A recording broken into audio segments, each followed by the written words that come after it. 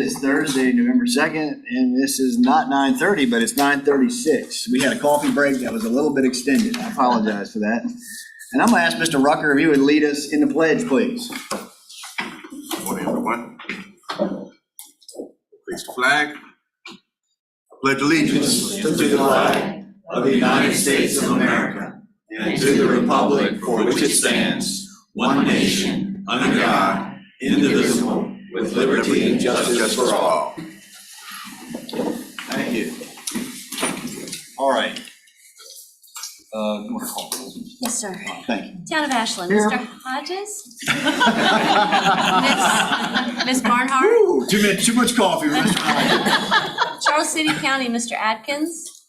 Mr. Coda? Chesterfield County, Mr. Carroll?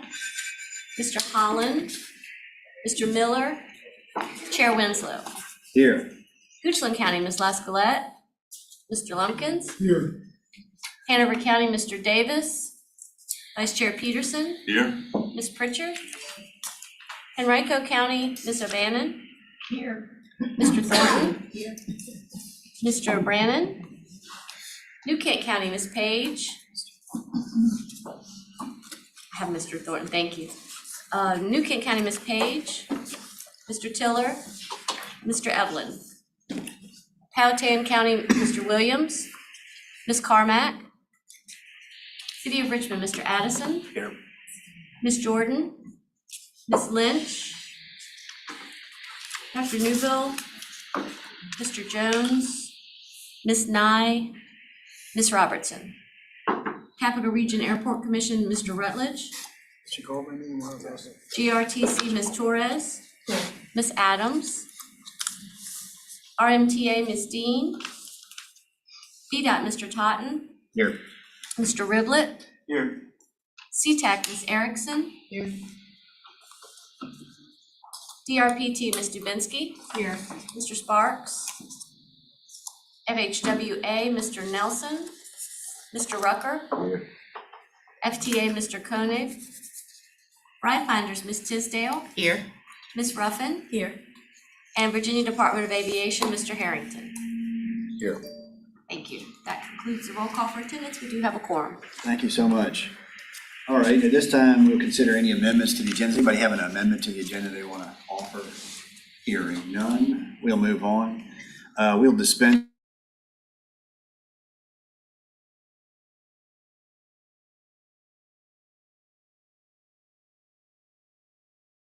We'll take open public comments to the extent there are members of the public present who would like to make comment on any item.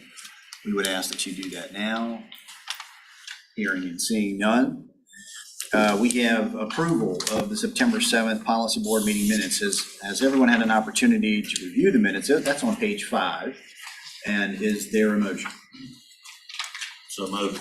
I have a motion to approve the minutes and a second. Is there any discussion? All in favor? Aye. Any opposed? Wonderful. All right, and now we'll get to Mr. Bushing for the Secretary's report. Thank you. Sure. Thank you, Mr. Chairman. First thing I wanted to highlight, the work status report for Q1 is available out with the agenda packets. Hopefully everybody picked it up. But it's the same format as we have. Apologize for it being a little late. We were finalizing all of the invoicing numbers for Q1 to make sure it was accurate in here before we published it. A couple other items I'd like to add today. I'd like to introduce 2 new planners that we have at Plan RVA. So we have Carrie Ramos and Molly Frey, and they will both be supporting the TPO's work, primarily in the system resilience, performance-based planning, and then the financial planning and programming, so the TIP and the allocations programs. I also wanted to invite Ms. Schickel up for an introduction of our changes and what's happening with the TPO right now. Thank you. Good morning. Just wanted to update everyone where we are with our search process. As you all know, Chet Parsons left the Director of Transportation position effective September 1, thank you, to take the CVTA Executive Director role. And so we've advertised an MPO Administrator position that will work alongside Miles in supporting this body and coordinating the UPWP and our relationships with state and federal agencies.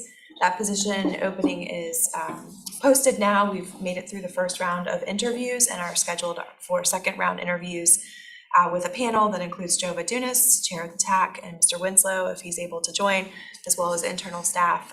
And we hope to be able to have an announcement of the successful candidate by your December 7th meeting. So just wanted to keep you up to date on that process, and I wanted to be able to just acknowledge Miles for the work that he's done to step into the interim role.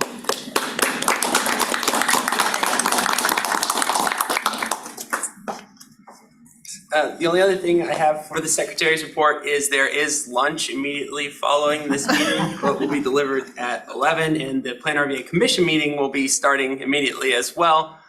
So please make sure to grab your lunch when you wrap up today. And stay for the commission meeting. Yeah, and stay here on the commission as well, yes. Thanks for that, friendly.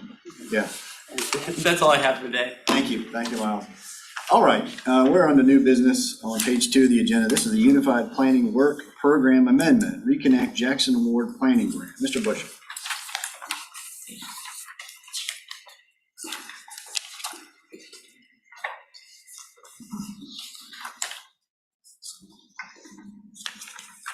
Pulling up the presentation. Oh, no Sorry, problem, sorry. yeah, no. All right, so thank you, Mr. Chairman. This first item for you today, and this is a long action agenda today, so I'm trying to go quickly through these. But this is an amendment to the UPWP. As you all already know, the UPWP is primarily our budget and work program for the year. But it also serves a secondary purpose, which is to document all of the region's transportation planning efforts that are using federal funds to ensure we have a coordinated process on all of that. So the city of Richmond has been awarded $1.35 million in the Reconnecting Community Pilot Grant, which is to reconnect the Jackson Ward. So basically looking at the north and south side that have been bisected by the interstate and looking at highway cap to reconnect that. That grant requires that the funding be reflected in the UPWP and the project be reflected in the UPWP rather than in the TIP, which is what we would normally do. So here's a quick overview. It's $1.6 million total cost. The project would cover a traffic study, the NEPA analysis, conceptual planning, and some preliminary engineering work. There's also public engagement, coordination, philanthropic coordination, and then history and archival research to look at the community. And this is a map showing you the general vicinity. It's basically the Jackson Ward and Gilpin Court connecting between those two halves of the Jackson Ward. And so the request today is that the policy board approve the proposed UPWP amendment as requested by the city of Richmond. In your board packet, you'll see the proposed language, but it's an introduction of the project as well as a table summarizing the cost. So with that, I'm happy to answer any questions that you have. Questions for Mr. Bushing on this item? Real quickly, when was this grant given? I just don't remember, while I was chair, we were applying for certain ones, and I'm wondering, this is fairly recent? Yes, so this summer, we were made aware of the requirement to put it in the UPWP, so I believe the planning award was last spring. Okay, good. Any other questions? Ms. O'Bannon? They call it a freeway lid. What now? A freeway lid. It's not a bridge. It's referred to as a freeway lid. So- I just point that out. You know, we talked about this at the executive committee. Give it a good name. That's right, Catchy yeah, name. marketability, You know, yeah, right. marketing.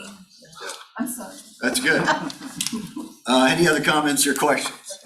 Can I get a motion to approve the UPWP amendment with the city? Is there anybody from the city who'd like to make that motion? To move free vote here. So moved. So moved. Thank you, Mr. Second. Second. All in favor? Aye. Any opposed? Next item, please. This is Connect RVA 2045 Amendment, New Kent County request. Charlie.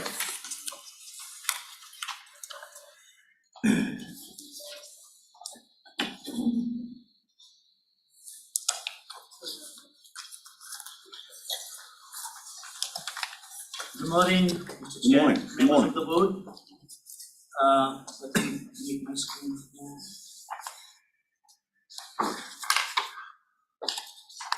Okay, so this item B2 is Connect RVA 2045 amendment.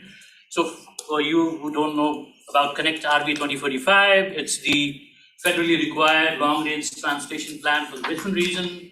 which was adopted in 2021, October. So the next long-range transportation plan would be due by October 2026. So this is the current, which is active for 5 years. So we have Connect RVA 2045 basically has the fruit of the LRTP process is the constrained list of projects. And we have, I guess, 180 projects which are listed in the constrained plan. And sometimes there's new priority and new projects come up, so we have to amend the LRTP to include those projects. So we have a request from New Kent County. The project is the interchange modification at exit 211 on I-64 in New Kent County. The project is basically to change the interchange out there in Route 106. The project cost is $90 million, and it was requested by New Kent County to be included in long-range transportation plan. This project currently is not in the constraint list. So this project, the projects to be included in the long-range transportation plan has to fulfill certain criteria. So it has to fit with the vision, goals, and objectives of the Connect RVA 2045. It has to be reasonably significant, and that definition is in our project inclusion guideline for the long-range transportation plan. And project must be, the other thing is that to seek any additional federal or state or local funding, not local, but state and federal funding, project has to be in the constraint list. There is a study going on for this project, the interchange access report. Federal Highway would approve this if this project is in the constraint list. So as we all know, the constraint budget is limited. It looks at all the state, federal, and regional funding through 2045. And all the budget has been used for projects. To add any new projects in the long-range transportation plan, we can do two things. One is if there is additional sources of funding which is not allocated in the long-range transportation plan, then we can add the project. If not, then we have to trade in, we have to remove a few projects so that we add this project in the long-range transportation plan. So staff had done research and they found out 4 projects. One is the widening of 106 bridge, which is basically a component of this project as a whole. So that could be removed. And then I-64 auxiliary lane. So I-64, as we all know, the widening has been fully funded and it's in the constraint plan now. So this auxiliary lane was the first step. So we can remove these auxiliary lane widening from the constraint plan. We talked with VDOT and VDOT is fine with this step. And then there's one project, which is the courthouse to courthouse trail in Charles City County. And this project has been canceled by Charles City County. And there's 20 million fund, which was not allocated in the constrained budget. So we have that additional fund remaining. So all these add up to a little bit less. And then we have a private local funding, basically Bucky's convenience store, which would be located in that near that interchange, is willing to fund $12 million for this project. So that gives us the $95 million which is needed to put this project in the constraint list.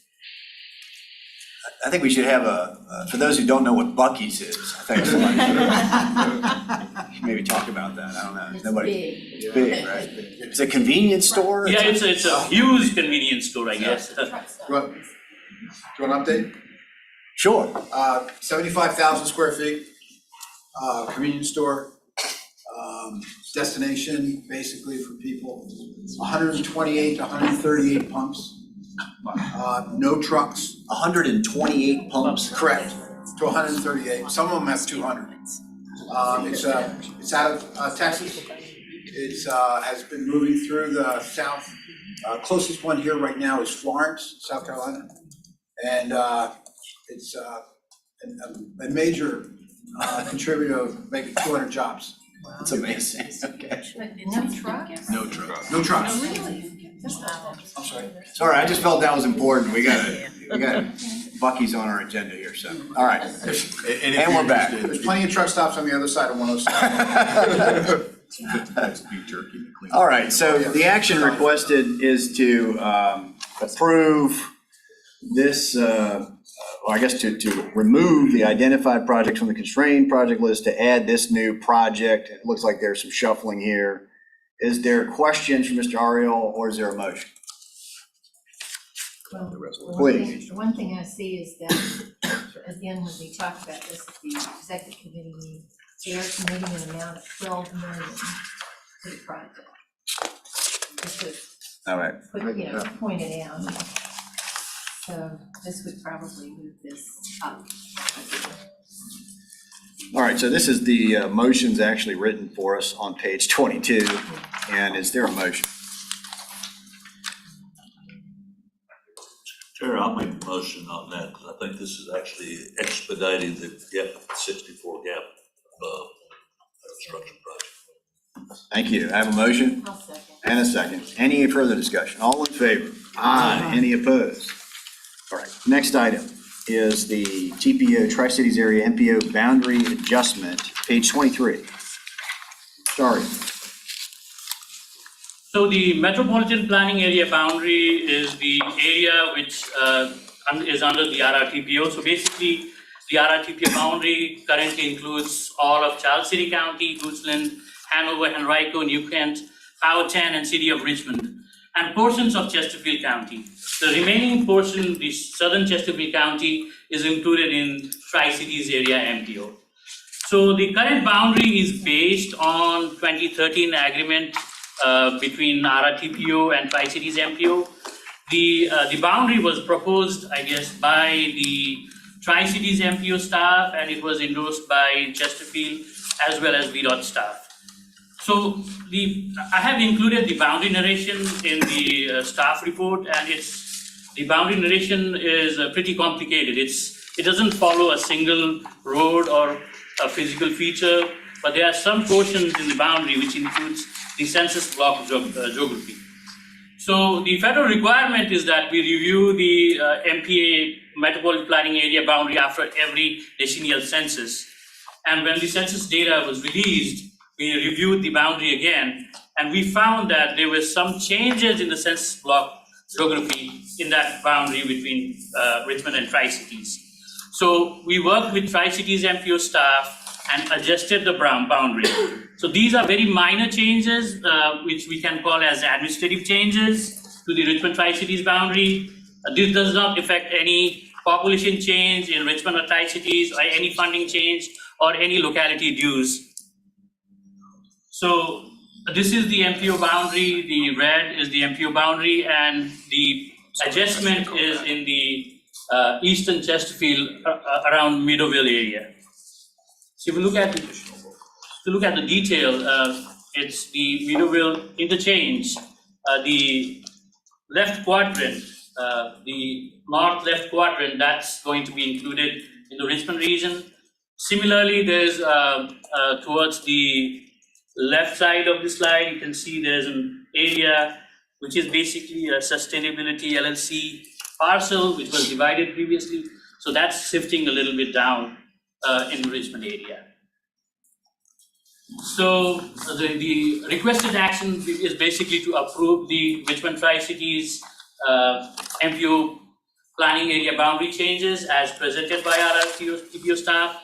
Once this is approved by the policy board here, it's already been approved by the Tri-Cities MPO board.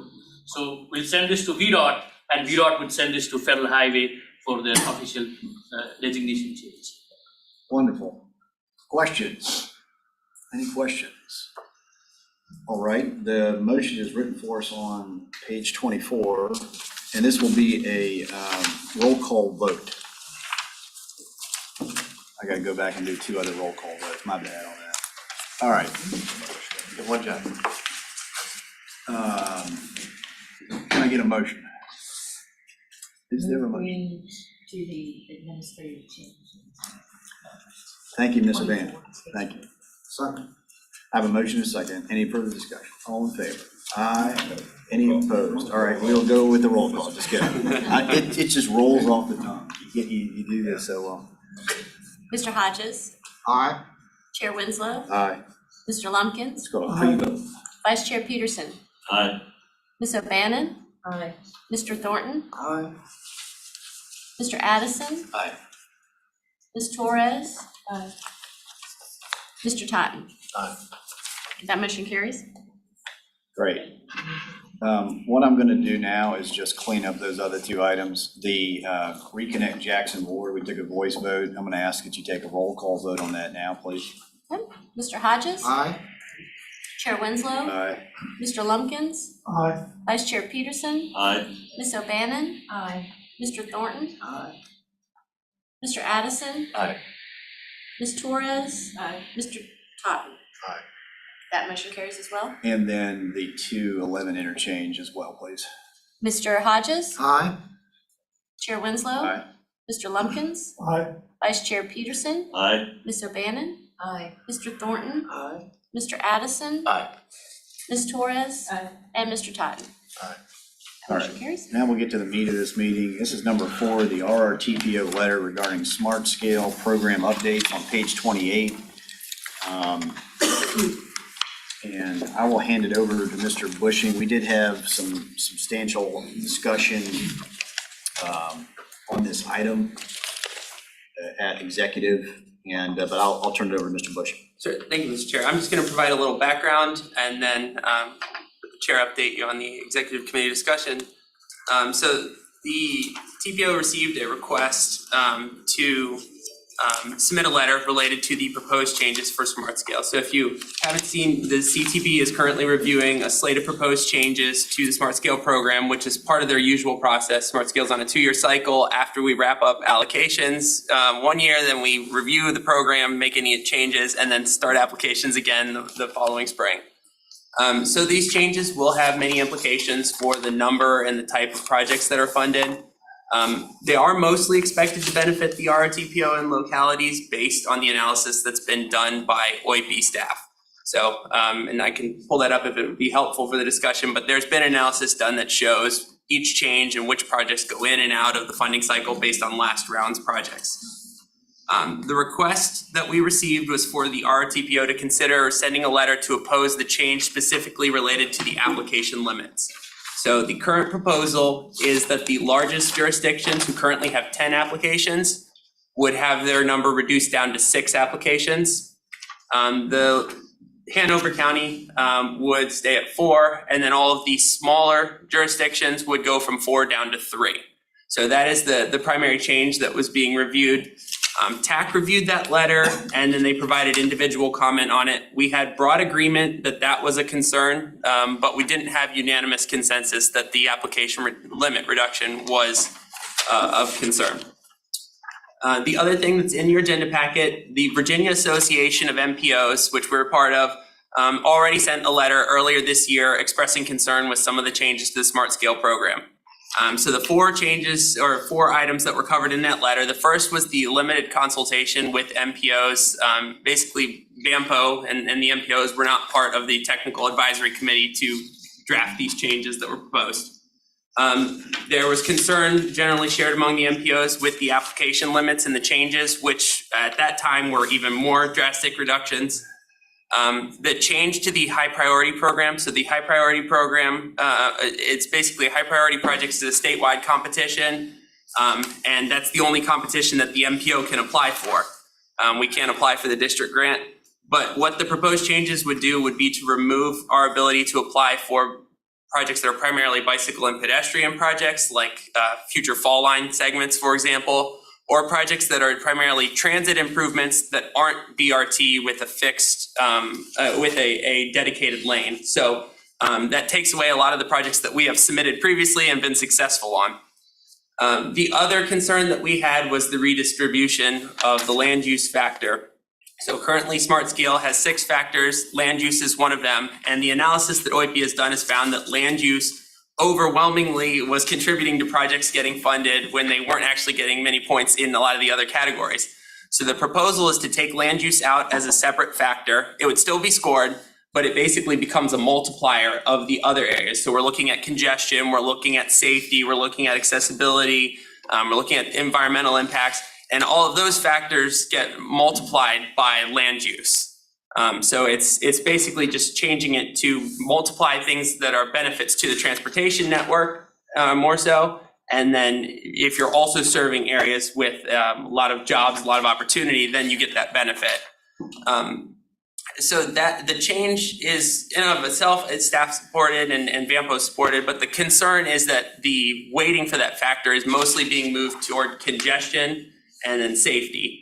And the MPOs all have our own factors that we're looking at. So if you followed what we have in our LRTP, for example, instead of congestion, that weighting should go to accessibility or to our environmental factors. So that was the concern that the MPOs had, that we already have a regional process that includes these factors, and maybe we should look at those rather than just picking congestion and safety. I did want to highlight that there was an alternative viewpoint that we heard from TAC related to the application limits. This viewpoint is basically that the primary driver that's limiting the applications that are successful is the amount of money. It has nothing to do with the number of applications. And I think to that point, only 10% of the TPO's applications over the past 3 rounds have been successful. So that is the alternative viewpoint. It's definitely the minority viewpoint in our TAC, but we did want to raise it because it was a substantially different from the proposed letter. So the ask today is that the policy board should review the letter, and sorry, there's a typo on this, and decide whether to submit these changes to the CTB and then the Secretary of Transportation for consideration when they go to take action at their December meeting. So with that, I'm happy to answer any questions. Mr. Bushing, if you would, could you just go through the rest of the proposed changes in the agenda on page 28 through 30, please? I just want to make sure that we cover all of these proposed changes for the purposes of introducing the discussion we had at the executive committee. I think it's good for everybody to hear this. So went ahead and pulled up the agenda item on here too. So Thank you. The first thing I mentioned already is refining the high priority projects. So basically what this does is it will remove some project types. So the current guidance is basically where the projects are located. They have to be on our regional network or on the corridors of statewide significance. This would narrow the project types on those facilities that would be allowed. And the main change that we're concerned with at the MPO level, again, is that it would remove bike ped projects from our ability to apply. And it would also remove the transit projects that don't have a fixed guideway. So it would really be limited to new capacity, so expanding highways of some sort, new interchanges or improved interchanges, passenger rail, freight rail, and then transfer stations for transit and BRT with dedicated lanes. So it's much more limited. Oh, and new bridges, I left that one off as well. But it's much more limited in terms of the types of projects that we as an MPO could apply for. The next change that's proposed is eliminating step 2 of the funding distribution. So basically in Smart Scale, there are 2 programs. There's the district grant program, which all of the localities compete in. And then after that, there's the high priority projects, which is the statewide pot, and it's a statewide competition.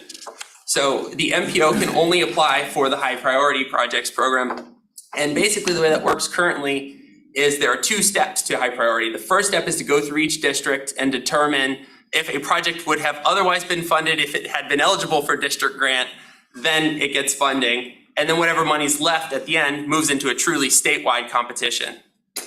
This proposal would eliminate that step 2 completely, so there wouldn't be money that stays within the district guaranteed. And it would make it a competitive process statewide for that second pot of money, which the intent, again, is to prioritize the greatest needs in the Commonwealth. And so that's really just cost benefit statewide, and that's expected to benefit this region as well because we are a fast growing urban portion of the state. The third change is a change to the calculation for congestion. So what this one looks at is our current methodology, and maybe I'll back up a little bit. In rounds 1 and 2, this is what we used. We looked 10 years out into the future and said, what's congestion going to look like? And that's how we assessed a project when we were looking at those factors for mobility. We changed in round 3 and we went to current congestion. So we were only looking at what was congested today, which wasn't proactively planning for future land use and future development. So what this would do would be to change back to 10 years in the future so we can proactively plan for new development while still capturing whatever congestion is there today. Because if it's congested today, unless there's something planned to fix it, it's going to be congested in 10 years as well. The fourth factor, the fourth thing that's being changed is the land use factor, as I mentioned. So that's being changed to a multiplier. We're redistributing the land use weighting to the other factors. So there's 15% of your current scores based on land use. What this would change would move it would move 5 points of that over to safety, and then 10% would then move over to congestion. And so again, the concern from the VAMPO and from MPO staff was that change was focusing on congestion, which doesn't mirror our planning process. The fifth change is using an economic development factor in coordination with VEDP. So economic development is a very tedious scoring process right now. Basically, it requires all of the localities and MPO staff to look at all of the zoning approvals, all of the site plans throughout the vicinity of that project, get all the documentation, upload all of that into the portal, and then projects that are within a certain drive time get assessed, and there's a decay factor, and it's a very complicated measure. What this does is, rather than looking at the locality and putting the onus on the locality and the staff to put in the project details, this looks at a statewide database. So basically VEDP already has readiness measures, and they've already looked at sites that would be suitable for economic development for industries that are going to help the Commonwealth. So this is basically replacing the effort on the locality staff with that state level effort that's already ongoing. Localities can get sites into that by coordinating with VEDP. So it's a more comprehensive approach for the Commonwealth. The remaining three changes are not directly related to the scoring and how projects are assessed. So the first would be to streamline the SMART portal to require all of the approvals prior to submission. So basically what this is going to do is, when you submit your pre-application, rather than being screened in conditionally, you're screened out conditionally unless you have all the materials that you need at final submittal. And the portal is also going to be able to identify which documentation you need and who needs to approve it, so that you can work on getting those in place before the application deadline. So the goal on this item is to have everything done before the August deadline, rather than working after August until December to try and get the projects ready to actually score and get a final scorecard together. So it's trying to do a lot more planning proactively for the applications. That we've already talked about the application limits. So it would be 3, 4, and 6 for the different tiers, whereas the current limit is 4 and 10. And there is no third tier, which is kind of the mid-size jurisdictions. The last is one that we have kind of the least information about, is tying the consensus funding scenario to applicant delivery performance. So the CTB just adopted a new policy around this, but basically it would look at, if a locality is administering a project, how they've done on delivering on time, on budget, and factor that into whether those projects are ultimately funded. The concern here is the projects are assumed to be VDOT administered as we go through the scoring process. There's a VDOT estimate, there's a VDOT schedule. So it kind of runs in conflict with the actual scoring process, where we're assuming a VDOT administration, and there hasn't been a formal request to administer the project yet. So that's a challenge, and again, we don't have a lot of detail on how that would actually apply in sort of the mechanics and details of it. So that's an overview of the changes that are proposed right now. Thank you, Mr. Bushing, and I appreciate you going through that. Just for purposes of setting up the discussion, we had a good executive committee meeting, and you all will see this letter that has been drafted for purposes of review today on page 28, and essentially, you know, 31. We wanted to make sure that this body expressed an opinion one way or the other on at least the application limit, because we felt that was a point of consensus. But as we've sort of discussed, at least in executive, there was a recommendation came out of executive to perhaps broaden the letter that is currently before you on page 31 to express concern in line with the other letter on file here from Vampo, express concern regarding the process and perhaps the policy choices in these other items. But I will stop there and take comment from folks. What questions? Mr. Bush.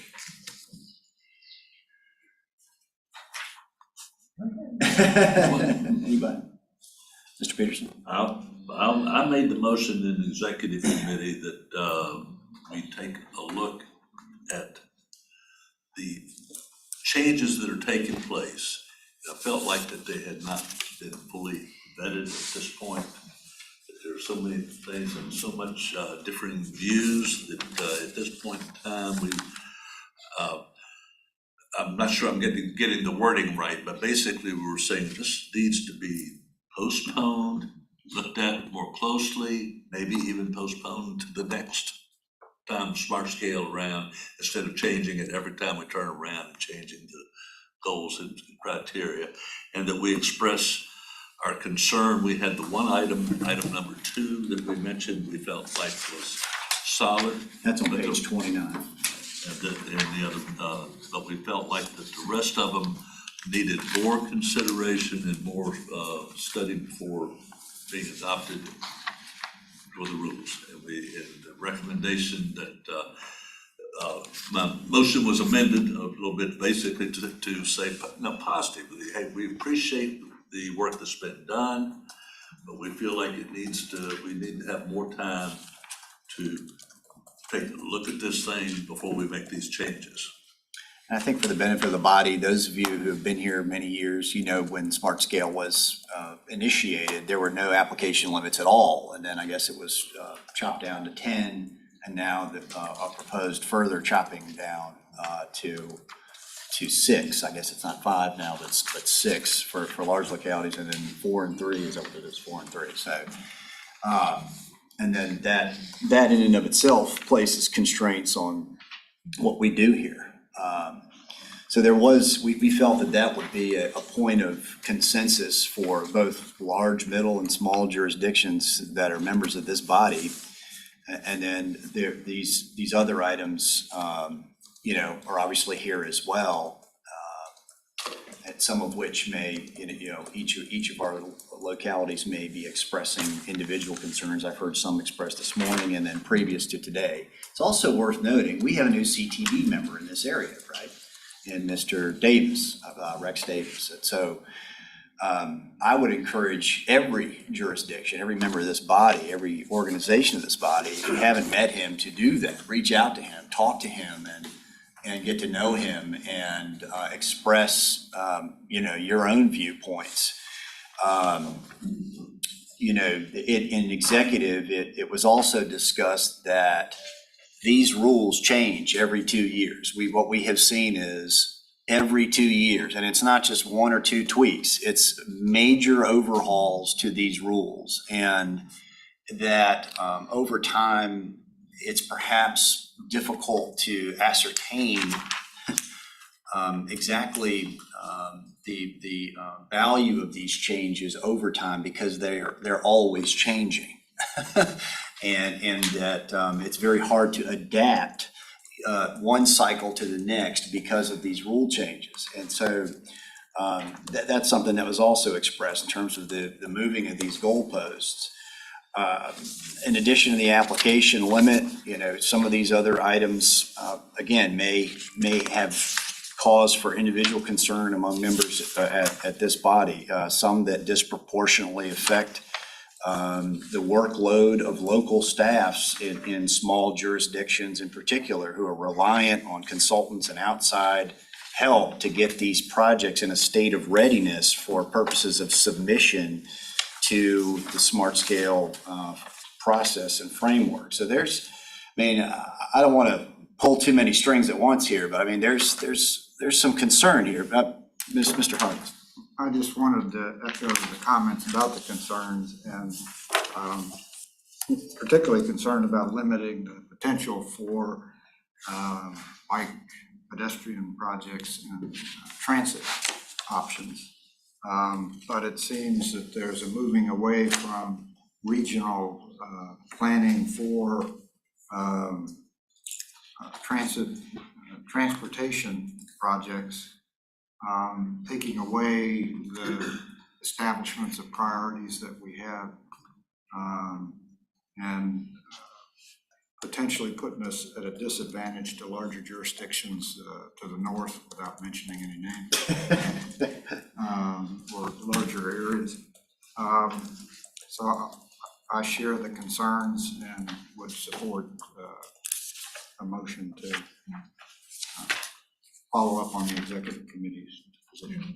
Please, Ms. O'Bannon. We talked at great length, but I think we came to the fact that we are okay with the letter, but we wanted to be more specific. We have mentioned that and some of that changes, and to make it more firm but friendly, is that the word? Firm but friendly. Firm, a little firmer, but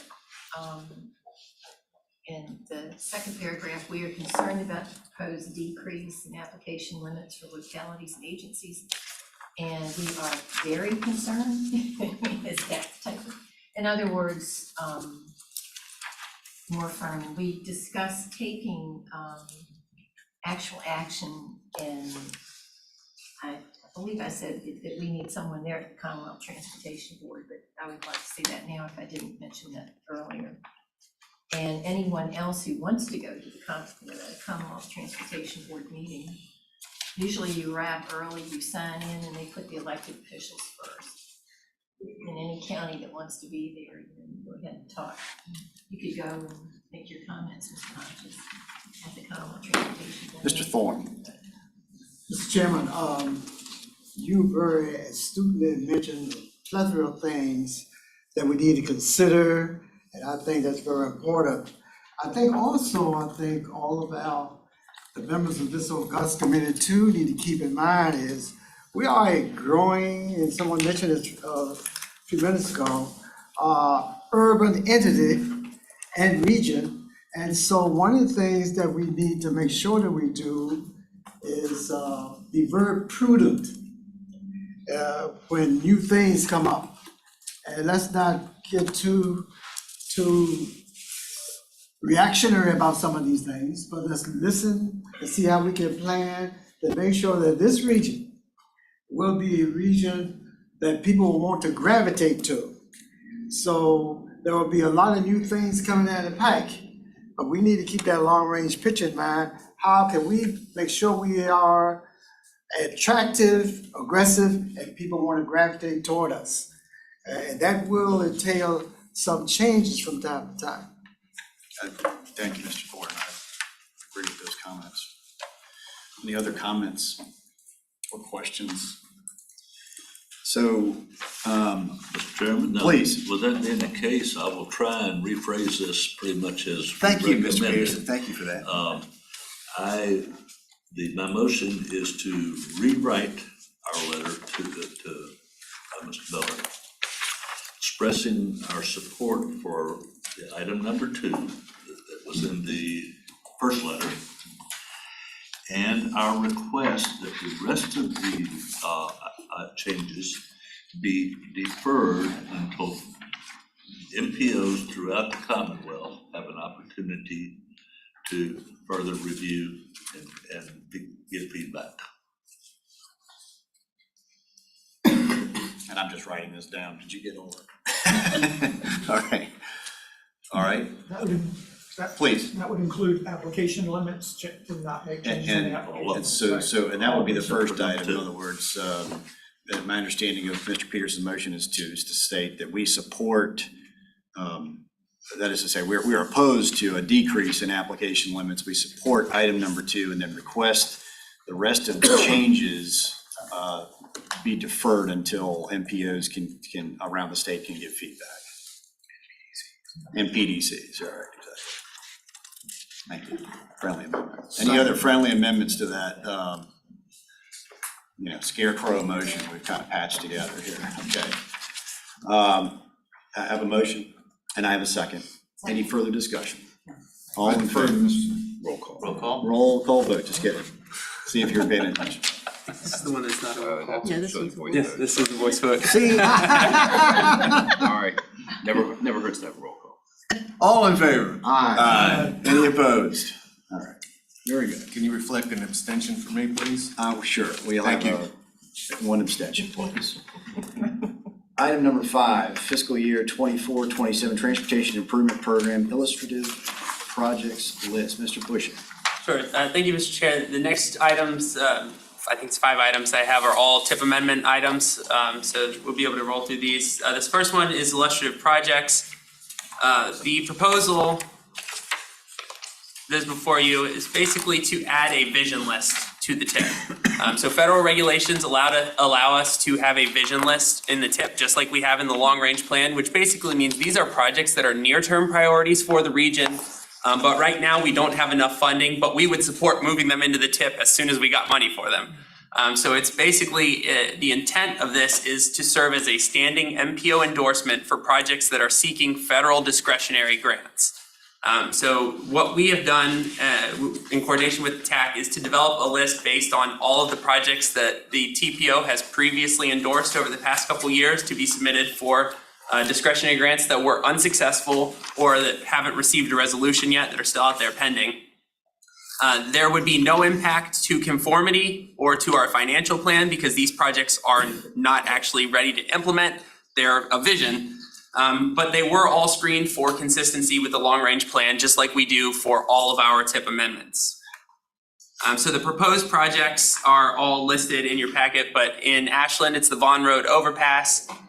In Chesterfield, we have several projects, so I-95-10 interchange improvements, I-95 in Willis, 150 and 360 interchange improvements, Powhite Parkway extension, and 150 and 60 interchange improvements.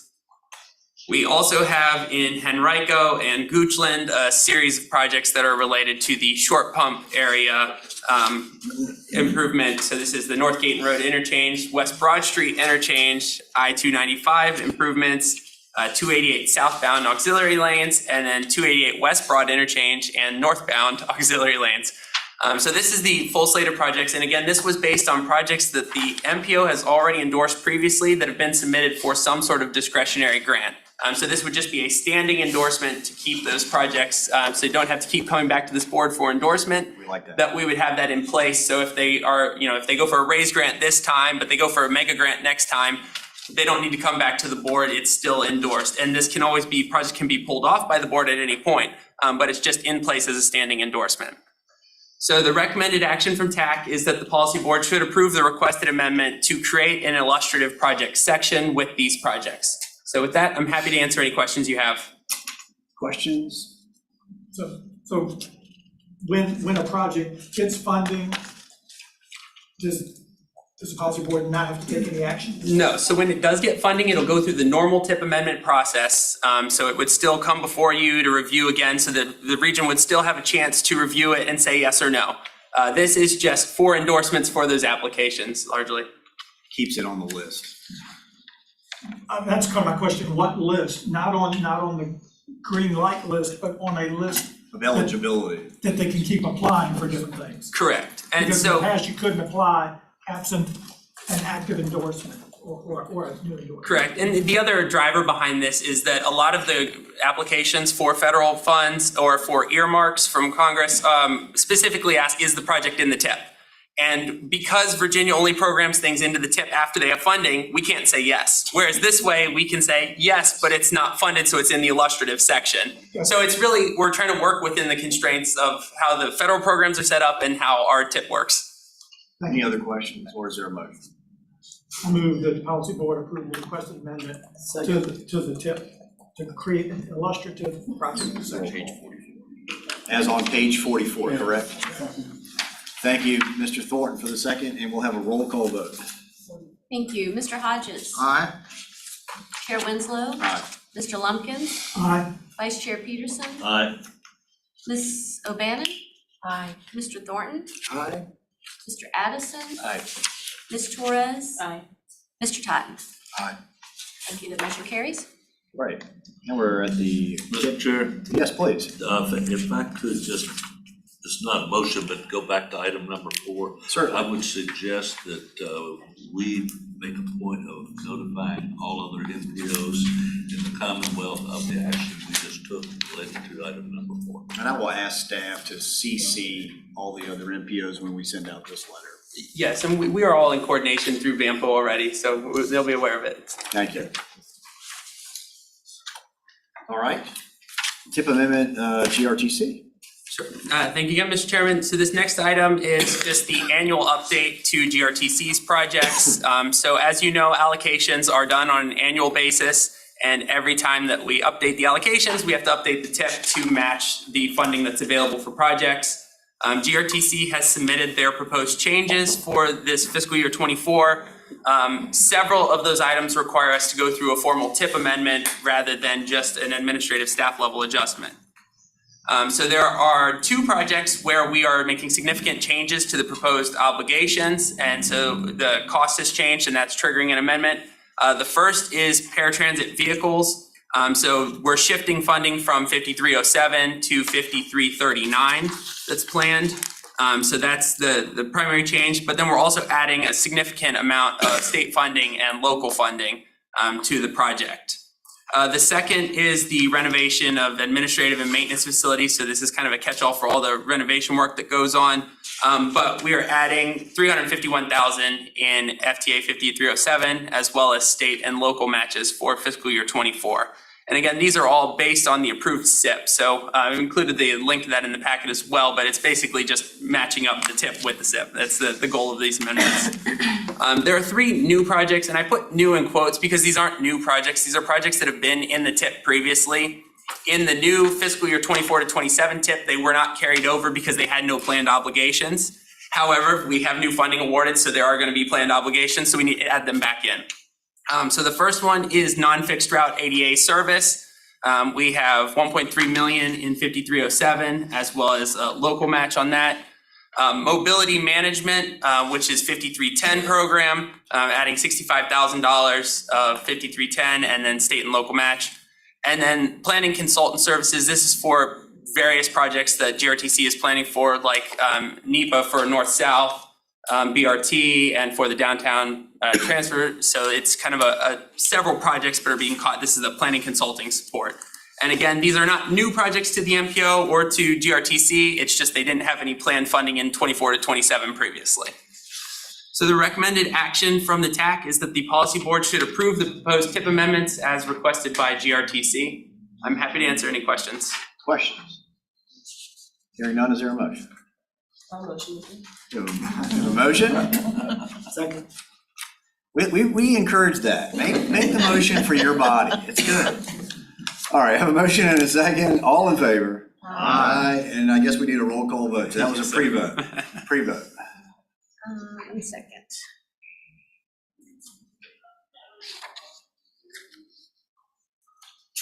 Mr. Hodges. Aye. Chair Winslow. Aye. Mr. Lumpkins. Aye. Vice Chair Peterson. Aye. Ms. O'Bannon. Aye. Mr. Thornton. Aye. Mr. Addison. Aye. Ms. Torres. Aye. Mr. Todd. Aye. Motion carries. Like a consent agenda or something. All right. Fiscal year 24-27, TIP VPRA, Amtrak. I think we skipped one on there. Oh, just DRPT annual updates. DRPT, sorry, yeah, I didn't mean to shortchange DRPT, sorry. Thank you again, Mr. Chairman. So this is the same thing as the previous item. This is just related to the 5310 program. So these are projects which have received funding, which need to be reflected in the TIP. And in most cases here, these are not actually changes. We had them previously programmed either under a different recipient name or under a different potential descriptor. So it's just adjusting that. So in Chesterfield County, we have mobility management and operating assistance for the programs. In Hanover County for the DASH program, it's the mobility management. And then in Powhatan, for Powhatan Social Services, there's $25,000 for operating assistance as well. So these are all ongoing programs. It just have to be reflected based on the latest funding.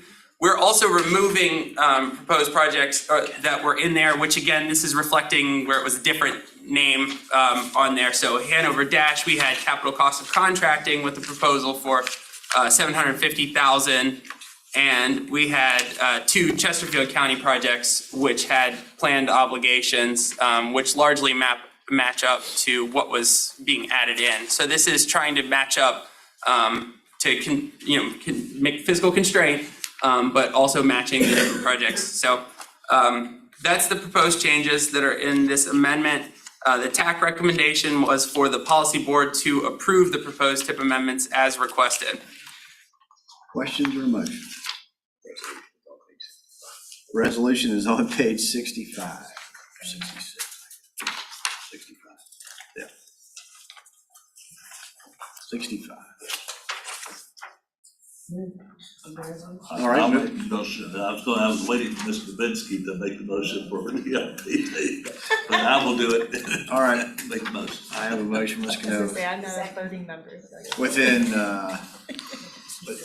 the language on 65, page 65. Roll call vote, please. Mr. Hodges. Aye. Chair Winslow. Aye. Mr. Lumpkins. Aye. Vice Chair Peterson. Aye. Ms. O'Bannon. Aye. Mr. Thornton. Aye. Mr. Addison. Aye. Ms. Torres. Aye. Mr. Totten. Aye. Motion carries. All right, now on to Amtrak. All right, thank you again, Mr. Chairman. The next two items are rail projects, which we don't usually see here. So this is a bit of new space for us. So again, this is for the FY 24-27 TIP. The Virginia Passenger Rail Authority has requested two revisions to the TIP. This is the first one. This one needs to be included in the TIP because it is CMAQ funded. So that funding goes through federal highways. So that's the connection of why we're bringing this project to you. So this project is basically supporting the Virginia Amtrak passenger rail service. So this is state-supported funding for Amtrak-provided services. This is operations for 3 different rail routes, 6 different trains. It's a mix of CMAQ funding, which was awarded by the CTB, not through the MPO, and VPRA funds. And the cost that's included, which is $144 million over the next 4 years, is the Richmond region share of the total operating cost of those routes. So basically, they looked at the stops and looked at the mileage within our region and tried to prorate the cost to the different MPOs that were served. So that's what's reflected in this TIP amendment. The TAC reviewed this, and their recommendation was to approve the proposed TIP amendment as requested by VPRA. Questions? Yes, sir. I'd like to make a motion. You've got it. I move for approval of the resolution on page 70. Thank you. Second. I have a motion and a second. Roll call vote, please.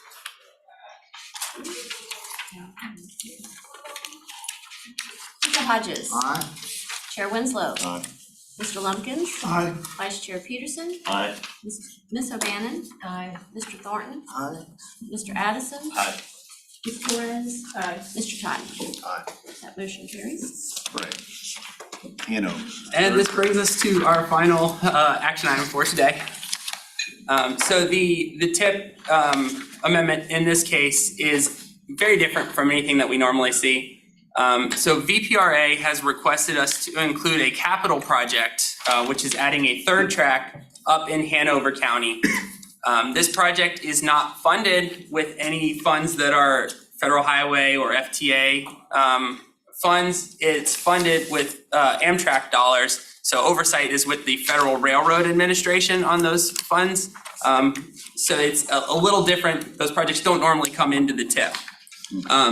The DC to RVA environmental impact study found that the air quality impacts from this project are de minimis, which meant they didn't even need to do a full-blown conformity analysis. And again, this is tricky because this doesn't fall under our normal transportation conformity that we model and do everything for the region. However, FRA encourages all rail projects to be included in the TIP and STIP for information and coordination purposes, such as for air quality and for planning any other transportation improvements in the vicinity. So this project, you can see the map. It's basically a 3rd track for about 3 miles just north of Ashland. So it's $84 million total estimate. The intent of this project is to reduce delays for freight and passenger rail in the corridor, and it's part of the Transforming Rail in Virginia initiative. So it is part of the overall plan the Commonwealth has to expand passenger rail. And again, as I mentioned, this is Amtrak capital funds. We have talked with the environmental team at VDOT as well as with Federal Highways to confirm, but essentially the approach that we're taking is to add this project as an informational project with a note that there are no impacts to air quality because it's already gone through the NEPA process, which found that there were no impacts to air quality. We did receive one public comment. This is the only comment we received on any of the TIP amendments, but basically said that this is a great improvement as with all the other DC to RVA projects. So our requested action today is that the policy board should approve the proposed informational TIP amendment as requested by VPRA. Questions? Comment. Please. Based on my review of the map, this says that Hanover Third Track is north of Ashland, and it starts at the South Anna River and goes 3 miles south. That puts it about a mile into the town of Ashland. So this obviously caught our attention, the third track, and it's right where, based on DC to RVA, it goes from 3 tracks down to 2 tracks through town. So it's kind of an area of interest. My comment would be, I would hope that in a future meeting that we invite VRPA to come and kind of explain to us what they're doing. They're coming into our region and constructing now. They've been active in acquiring right-of-way, so we're aware of what they're doing, but it would be nice to have them represented when a project comes up like this. Yes, sir, and I will add 2 other comments on that. We did confirm with them that there was no impact to the Vaughn Road overpass as part of this process. I agree. And then we did also, Ms. Amos is working with the planning director at VPRA to get more information for the project for the town as well. And I think county would benefit from a presentation as well, so we would hope that they coordinate with the staff. Let's get a briefing on it, on the project from someone at a future meeting. I think that's a good suggestion. Great. All right. Any other comments, questions? And it's mostly in Hanover, so I'll wait for Mr. Peter. Move for approval. I'll second. All right, this is another roll call vote. Mr. Hodges. Aye. Vice Chair Winslow. Aye. Mr. Lumpkins. Aye. I'm sorry, Chair Winslow. That's right, I missed Mr. that, but it is Lumpkins, fine. Vice Chair Peterson. And Ms. O'Bannon. Aye. Mr. Thornton. Aye. Mr. Addison. Aye. Ms. Torres. Aye. Mr. Totten. Aye. Motion carries. Wonderful. All right, we're now into agency and committee reports. CBTA, we have a report from CBTA. Mr. Parsons. Good morning. Good morning, sir. Just a brief off-the-cuff report from CBTA. We are continuing to move forward with round 3 of our regional project application cycle. We have had a great group of applications from all the member jurisdictions and look forward to bringing forward some recommendations from our technical advisory committee to the authority probably in January, February timeframe.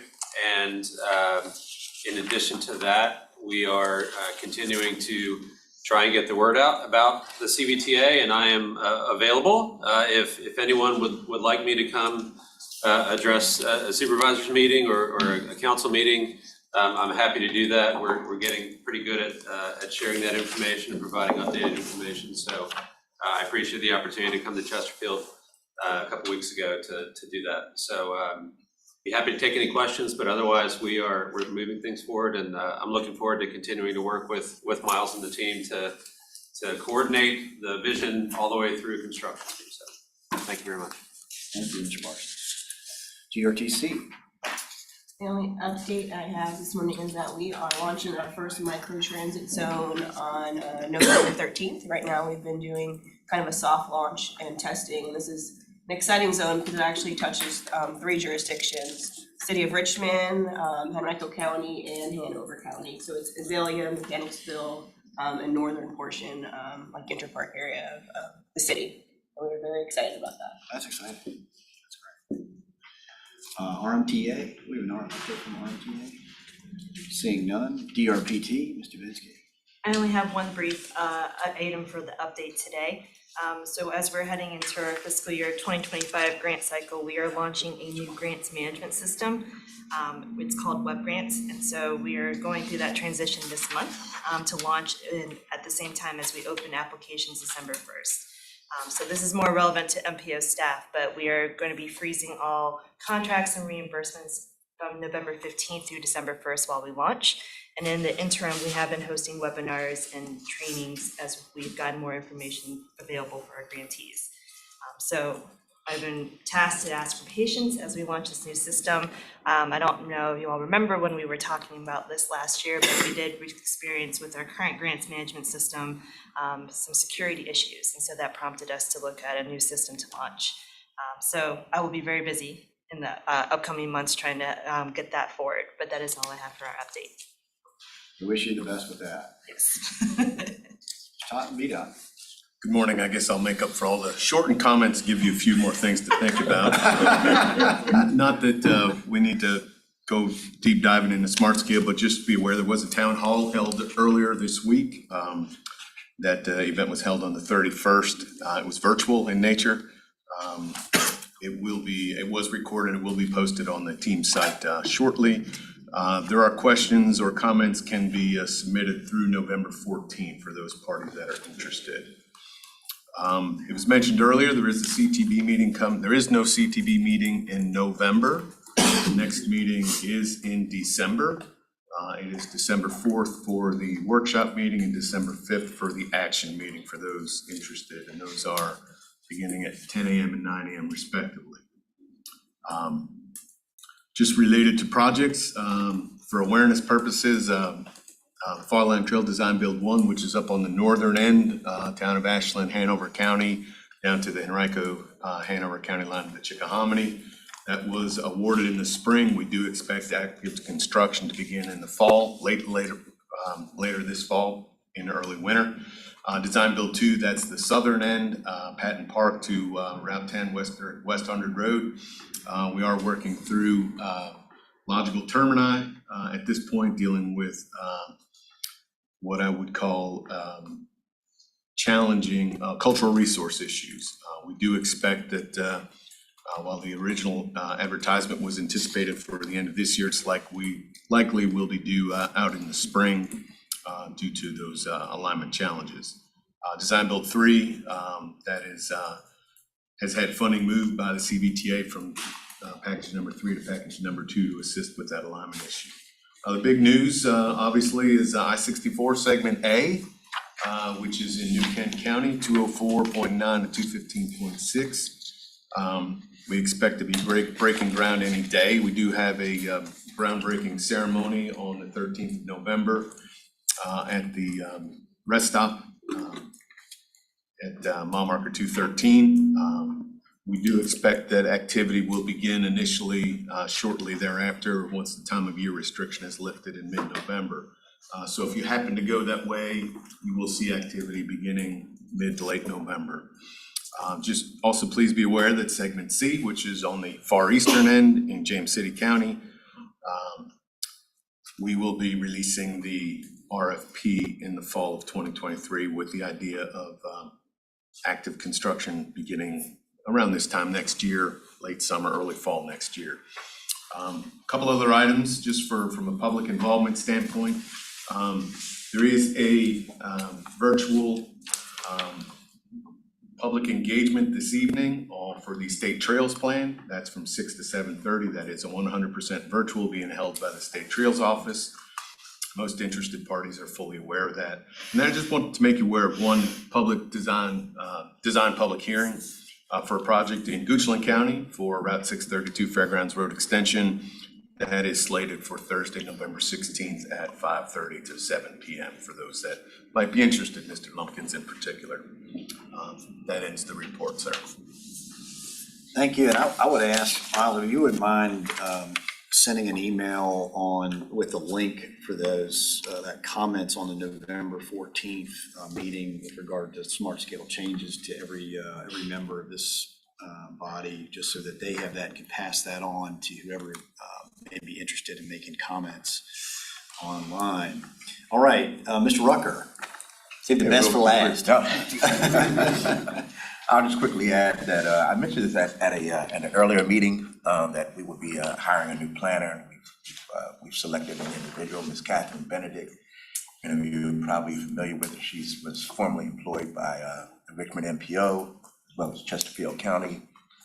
She will primarily serve as our point of contact with respect to engaging in outreach for the numerous discretionary programs that have included under the bill legislation. She will also be responsible for being the federal highway representative for a number of MPOs as well. So I encourage you to look forward to her contacting you and engaging with you with respect to a lot of these discretionary programs that are out here. Appreciate it. Great, thank you. At this time, I'll just note that our next meeting is December the 2nd? 7th, sorry, December the 7th. Same bat time, same bat channel. And then we will hopefully have some kind of report from the, CTB meeting with regard to the smart scale changes at that time. And then at this time, does any member have a comment for the good of the order? It's good seeing everybody as always. Thank you for joining us a couple days before Election Day. I'm the only one from Chesterfield here, so you're welcome. But does anybody else have anything for the good of the order you'd like to share? All right, hearing none, thank you so much. This meeting's adjourned.